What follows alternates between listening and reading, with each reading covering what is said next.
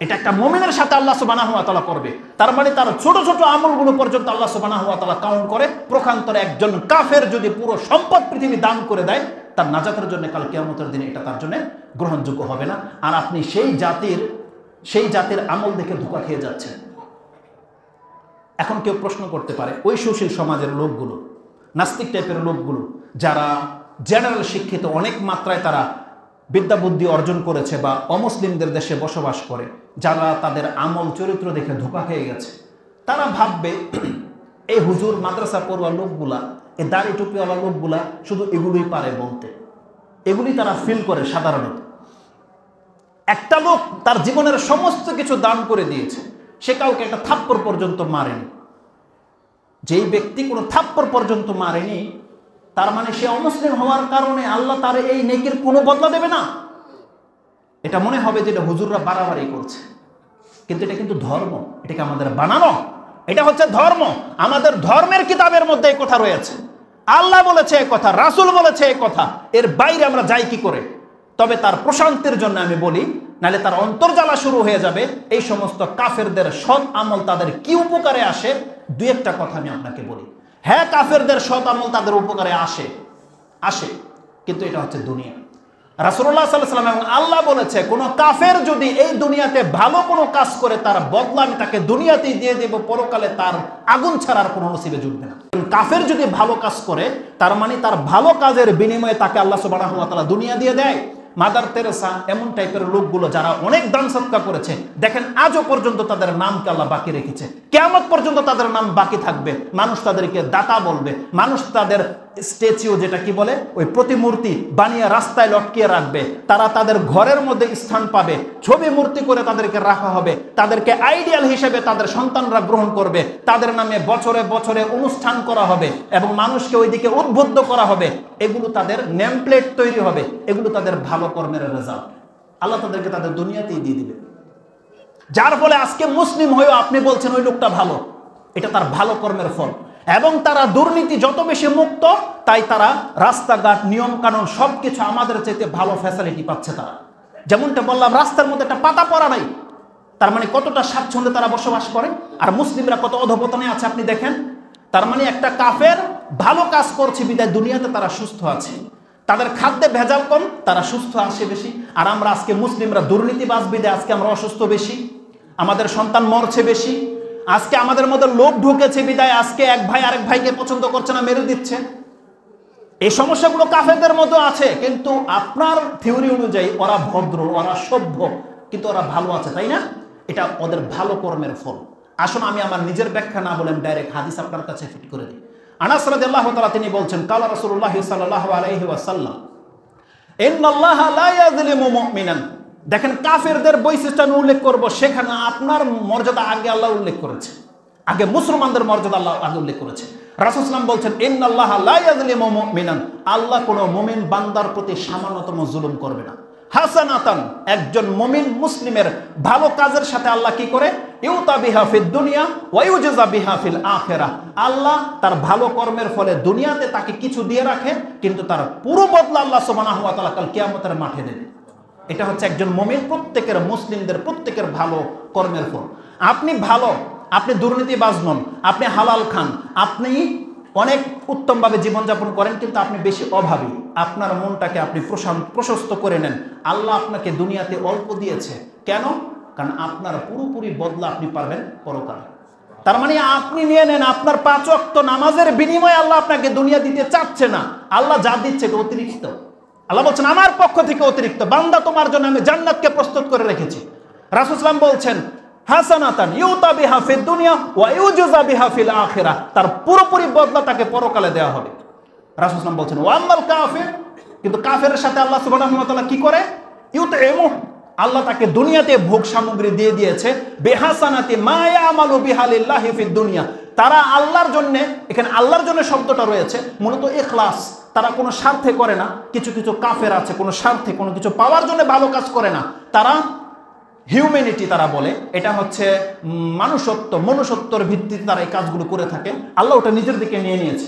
আল্লাহ বলছেন, হ্যাঁ যারা ফি সাবিলিল্লাহ কাজ করছে এই দুনিয়াতে, তাদের সম্পর্কে আল্লাহ কি করবে? ইউতাইমুন, আল্লাহ তাদেরকে দুনিয়াতে ভোগ করার তৌফিক দিয়ে দিয়েছে, তাদেরকে আল্লাহ সুস্থ রেখেছে, তাদেরকে আল্লাহ সুবহানাহু ওয়া তাআলা বড় ধরনের প্রাকৃতিক দুর্যোগ বিপর্যয় থেকে আল্লাহ সুবহানাহু ওয়া তাআলা মুক্ত করে দিয়েছে, তাদেরকে অঢেল আল্লাহ সুবহানাহু ওয়া তাআলা স্বর্ণের খনি আল্লাহ তাদেরকে দিয়ে দিয়েছে। কিন্তু রেজাল্ট কি? হাত্তা ইযা আফদা ইলাল আখিরা, যখন আল্লাহ তার কর্মের বিনিময়ে দুনিয়াতেই দিয়ে দিয়েছে, এই লোকটা, এই কাফের যখন কিয়ামতের মাঠে উঠবে, তাকে আল্লাহ এমন সার শূন্য করে হাসরের মাঠে উঠাবে, হাত্তা ইযা আফদা ইলাল আখিরা লাম তাকুল্লাহু হাসানাতান ইউজজা বিহি, আল্লাহ বলছেন তার কোনো নেকি বাকি থাকবে না যে তার কোনো জাযা তাকে দেওয়া যেতে পারে। আল্লাহ বলছেন কোন কাফের জাযা আল্লাহ কিয়ামত পর্যন্ত টিকিয়ে রাখবে না, এই দুনিয়াতে তার নাম ডাক শোহরত দিয়ে আল্লাহ তা পুরা করে দেবে। এই কাফের কাল কিয়ামতের মাঠে আল্লাহর কাছে কোনো জাযা পাবে না। যেমনটি বললাম যে আল্লাহ বলছে ও যদি পুরো পৃথিবীর স্বর্ণের মালিক হয়ে যায়, যদি দানও করে দেয়, তার জাযা আল্লাহ তাকে দুনিয়াতেই দেবে, কিন্তু পরকালে ও আল্লাহ সুবহানাহু ওয়া তাআলার কাছ থেকে সামান্যতম জাযা পাবে না। এটা আল্লাহ সুবহানাহু ওয়া তাআলা বলে দিয়েছে। এই কাফেরদের জন্য বা অমুসলিমদের জন্য আরেকটি সুসংবাদ রয়েছে। আমরা এটা বলতে পারি, একটা চমৎকার হাদিস আমার নজর কেড়েছে। এই হাদিসটি যেটা আমি আপনাকে বললাম, এই হাদিসটি কোথায় রয়েছে সেটা বলে দিই।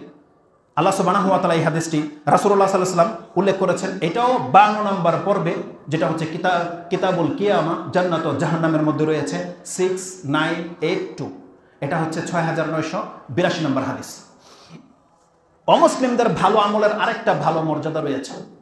এই পৃথিবীতে যে সমস্ত কাফেরগুলো অমুসলিমদের ঘরে জন্ম হয়ে গেছে, হোক সেটা ইহুদির ঘরে, খ্রিস্টানের ঘরে, হিন্দু, বৌদ্ধ, যে কোনো ধর্মের ঘরে, আপনি দেখতে পান তাদের মধ্যে অনেক অন্তর নরম এমন বহু লোক আছে যাদের ভিতরটা ভালো, যারা ভালো কাজ করে, যারা মানুষের ক্ষতি করে না। আজকে ইসলাম গ্রহণ করছে কারা? ওই লোকগুলোই যাদের অন্তর ভালো রয়েছে। আল্লাহ তো বলেছে এই ধরনের লোককে আমি কিয়ামত পর্যন্ত হেদায়েত করেই ছাড়বো, তারা হেদায়েত পেয়ে যাচ্ছে। আমি যেটা ফিল করতাম আগে যে পাপের কারণে তো আল্লাহ বলেছে সবকিছু ধ্বংস করে দেবে, তার মানে আল্লাহ সুবহানাহু ওয়া তাআলা রাসূল সাল্লাল্লাহু আলাইহি ওয়াসাল্লামের পরে এই পৃথিবীটাকে টিকিয়ে কেন রেখেছে? আল্লাহ একটা নির্দিষ্ট সময় পর্যন্ত এই পৃথিবীটাকে টিকিয়ে রাখবে কেন? ওই সমস্ত কাফের নাসারা যারা মুসলমানদেরকে উপরে অত্যাচার করে, মুসলমানদেরকে কষ্ট দেয়, আমাদের মনে একটা প্রশ্ন খুব, যে আল্লাহ তাদেরকে ধ্বংস কেন করে দেয় না, হালাক কেন করে দেয় না?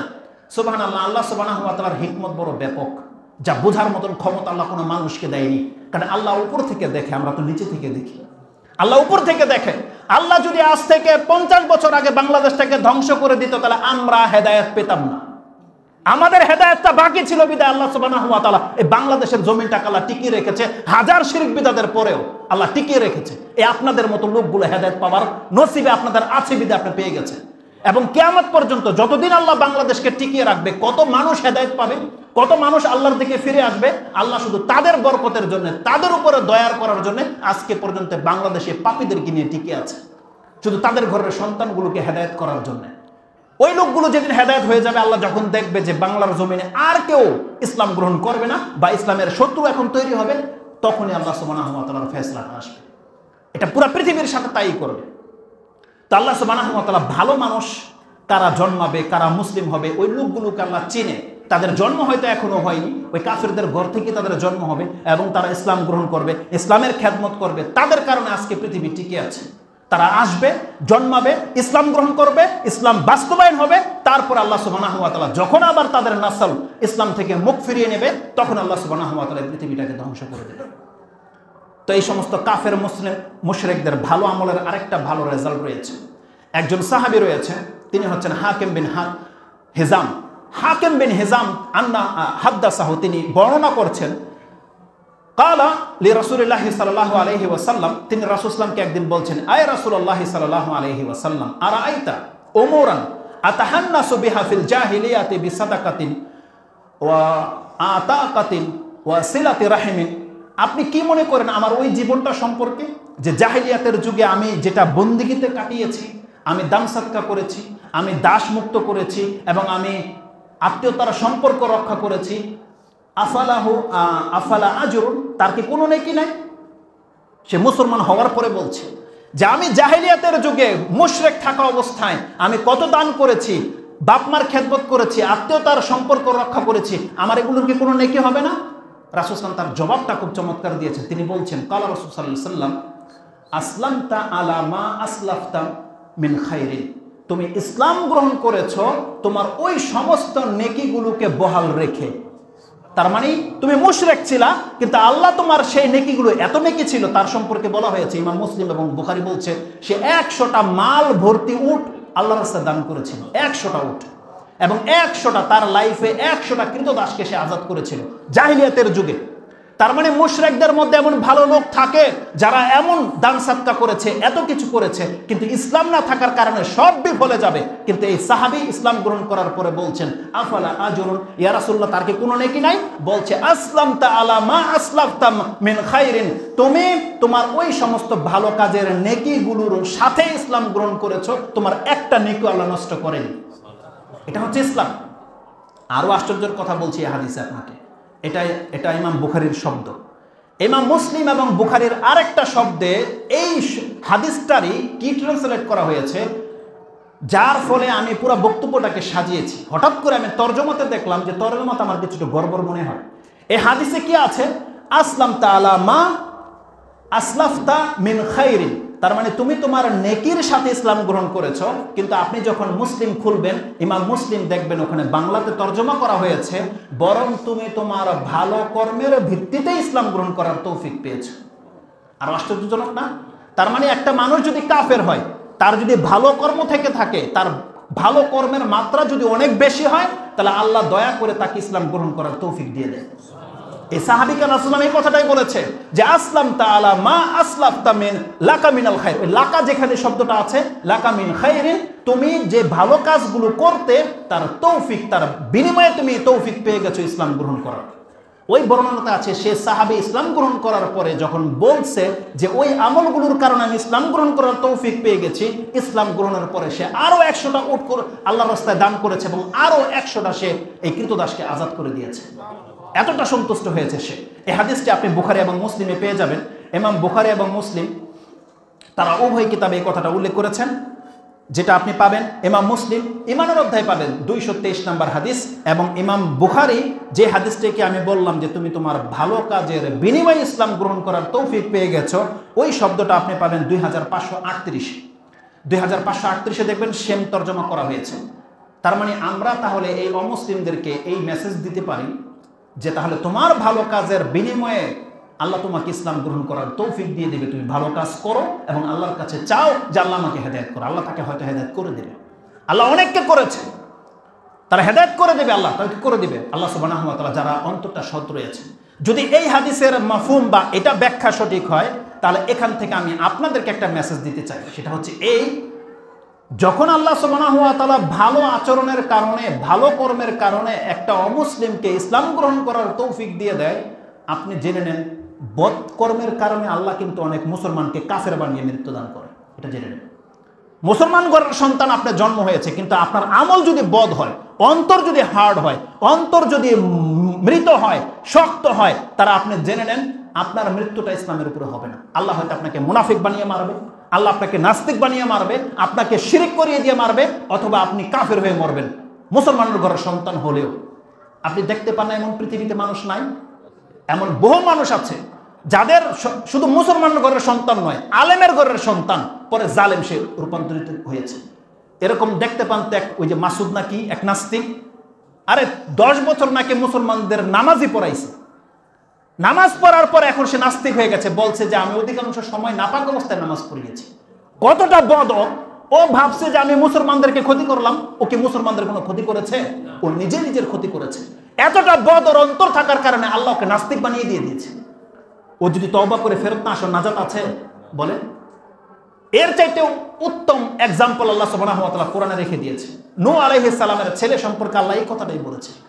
ওয়ানাদা নূহু রাব্বাহু, নূহ তার রবকে ডেকে বলছে, ক্বালা রাব্বি ইন্না বনি মিন আহলি ওয়া ইন্না ওয়াদাকাল হক ওয়া আনতা আহকামুল হাকিমিন। আল্লাহ, আমার সন্তান আল্লাহ ডুবে যাচ্ছে আর তুমি তো উত্তম ফয়সালাকারী। আল্লাহকে বলছে আমার সন্তান। আল্লাহ বলছেন ইয়া নূহ ইন্নাহু লাইসা মিন আহলিকা ইন্নাহু আমালুন গায়রু সালিহ। সে অসৎ কাজ করে, তোমার ঘরের সন্তান কিন্তু অসৎ কাজ করছে। অসৎ কাজ করার কারণে আল্লাহ বলছেন নবী রাসূলের ওয়ারিস থেকে তার নাম কাটা পড়ে যাচ্ছে, আর আমি আপনি তো একটা সাধারণ মুসলমান ঘরের সন্তান। আল্লাহ কতকে জন্ম দিয়েছে, কতকে হালাক করে দিয়েছে পৃথিবী থেকে। অতএব আপনার আমার অন্তরে যদি মারাত্মক কিছু থেকে থাকে, ইসলামের বিপক্ষে যদি আমাদের কর্ম হয়, ইসলামের বিপক্ষে যদি আপনার চিন্তাধারা হয়, আপনি ভয় করেন আল্লাহকে, হতে পারে আপনাকে আল্লাহ সুবহানাহু ওয়া তাআলা নাস্তিক বানিয়ে পৃথিবী থেকে বিদায় দেন। আমরা আল্লাহ সুবহানাহু ওয়া তাআলার কাছে আশ্রয় চাচ্ছি, আল্লাহ আমাদেরকে, আমাদের সন্তানদেরকে এই ফিতনা থেকে তুমি হেফাজত করো, আমরা যেন তাদের অন্তর্ভুক্ত না হই।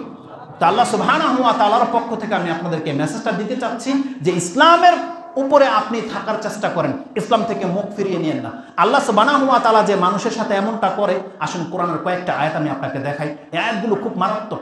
কোরআন আল্লাহ সুবহানাহু ওয়া তাআলা বলছেন যে কতক মানুষ যারা আল্লাহ সুবহানাহু ওয়া তাআলার কাছ থেকে মুখ ফিরিয়ে নেবে, আল্লাহ বলছেন তুমি যদি ইসলামের জন্ম হওয়ার পরেও ইসলাম থেকে, আল্লাহ থেকে, মুহাম্মদ সাল্লাল্লাহু আলাইহি ওয়াসাল্লাম থেকে মুখ ফিরিয়ে নাও, আল্লাহ বলছেন আমার কোনো ক্ষতি হবে না। আমি তোমার মতন এমন বহু জাতিকে সৃষ্টি করতে সক্ষম যাদেরকে আমি ভালোবাসবো, যারা আমাকে ভালোবাসবে, যারা মুমিনের সাথে দয়াদ্র হবে, যারা কাফেরদের উপরে কঠোর হবে, তারা আল্লাহর রাস্তায় জিহাদ করবে, তারা ইসলাম থেকে মুখ ফিরিয়ে নেবে না। এই আয়াতটা আল্লাহ সুবহানাহু ওয়া তাআলা সূরা হুদে উল্লেখ করেছেন। আল্লাহ সুবহানাহু ওয়া তাআলা সূরা হুদে নয়, ওইটা বলছি নূহ আলাইহিস সালামের ঘটনা, যেটা হুদে থেকে উল্লেখ করেছে আপনাকে, সূরা হুদ 45-46 নম্বরে রয়েছে। তারপরের যে আয়াতটা আমি আপনাকে দেখাতে চাচ্ছি, আল্লাহ সুবহানাহু ওয়া তাআলা বলছেন ইয়া আইয়ুহাল্লাযীনা আমানু মাইয়ারতাদ্দা মিনকুম আন দীনিহি, যেই ব্যক্তি তার দিন থেকে মুখ ফিরিয়ে নেবে, ফাসাউফা ইয়াতিল্লাহু বিকাউমিন, খুব শীঘ্রই আল্লাহ তোমাকে সরিয়ে দিয়ে এমন কাউমকে আল্লাহ হেদায়েত করে দেবে, এমন ব্যক্তিকে আল্লাহ ইসলামের মধ্যে দীক্ষিত করে দেবে, ইউহিব্বুহুম ওয়া ইউহিব্বুনা, আল্লাহ বলছেন আল্লাহ তাকে ভালোবাসে, সেও আল্লাহকে ভালোবাসবে। আজকে আমাদেরকে মুসলমানের ঘরে সন্তান করে জন্ম দিয়েছে, আপনি ইহুদি নাসারাদের ডাক ডাকেন, মুহাম্মদ সাল্লাল্লাহু আলাইহি ওয়াসাল্লামের আদর্শকে ছেড়ে দিয়ে আপনি আপনার চেহারা, আপনার পোশাক আশাক, আপনার কথাবার্তা, আপনার খাওয়া দাওয়া, আপনার আত্মীয়তার সম্পর্ক সব কিছু গ্রহণ করছেন আপনি অমুসলিমদের কাছ থেকে। আল্লাহ বলছেন মাইয়ারতাদ্দা মিনকুম আন দীনিহি, যে তার ধর্ম থেকে মুখ ফিরিয়ে নেবে। তার মানে মানুষকে মুখে বলে যে আমি ধর্ম মানি না, ওর বিয়ে শাদিতে ও অইসলামিক রীতিনীতি অবলম্বন করে নিয়েছে, এটাই হয়ে গেল ওর ধর্ম থেকে মুখ ফেরা। ওর ধর্ম বলেছে ওকে দাঁড়িয়ে রাখতে হবে, ও দাঁড়িয়ে রাখছে না, এটাই হয়ে গেল ওর মুখ ফেরা। ওর ধর্ম বলেছে ওকে পর্দা করতে হবে, এই মহিলা বলছে আমি পর্দা করতে মানি না, এটাই হলো তার ধর্ম থেকে মুখ ফেরা, সে অন্য ধর্মের উপরে ঝুঁকে যাচ্ছে। আল্লাহ সুবহানাহু ওয়া তাআলা বলছেন ইয়া আইয়ুহাল্লাযীনা আমানু মাইয়ারতাদ্দা মিনকুম আন দীনিহি ফাসাউফা ইয়াতিল্লাহু কাউমিন ইউহিব্বুহুম ওয়া ইউহিব্বুনা, আল্লাহ বলছেন আল্লাহ তাকে ভালোবাসবে এবং তারা আল্লাহকে ভালোবাসবে। আযিল্লাতিন আলাল মুমিনিনা আইজ্জাতিন আলাল কাফিরিনা ইউজাহিদুনা ফি সাবিলিল্লাহ ওয়া লা ইয়াখাফুনা লাওমাতা লাইম, এবং তারা ধর্মটাকে এমন ভাবে আঁকড়ে ধরবে, তারা দাড়ি রাখবে, তারা টাকনার উপরে প্যান্ট পরবে, তারা হালাল খাবে, তারা পর্দা করবে। আল্লাহ বলছেন কোন নিন্দুকের নিন্দাকে তারা ভয় করবে না। তারা এই ধর্ম করতে গিয়ে তারা নিন্দিত হবে, মানুষ তাদের কিনে ঠাট্টা করবে। একজন প্রকৃত মুসলিম এই সমস্ত নিন্দার ধার ধারে না, তারা কেবল আল্লাহর জন্য এই পৃথিবীতে বেঁচে আছে, বেঁচে থাকবে। আল্লাহ বলছেন এমন লোকদের আবির্ভাব এই পৃথিবীতে ঘটবে। কোরআন আল্লাহ সুবহানাহু ওয়া তাআলা এই আয়াতটা সূরা মাইদার 5 নম্বর সূরার 54 নম্বর আয়াতে উল্লেখ করে দিয়েছেন। কোরআন আল্লাহ সুবহানাহু ওয়া তাআলা এই কথাটাই সূরা নিসাতে পাবেন 133 নম্বর আয়াতে, এবং এই কথাটাই সূরা ইব্রাহিমের 19 নম্বর আয়াতে পাবেন। আল্লাহ সুবহানাহু ওয়া তাআলা বলছেন ইয়াশা ইউযহিবুকুম আইয়ুহান নাস ওয়া ইয়াতি বিআখারিন, আল্লাহ বলছেন আল্লাহ চাইলে এই সমস্ত মানুষ জাতি তোমরা শুনে নাও, তোমাদেরকে আল্লাহ সুবহানাহু ওয়া তাআলা দুনিয়াতে সাফ করে দিতে পারে।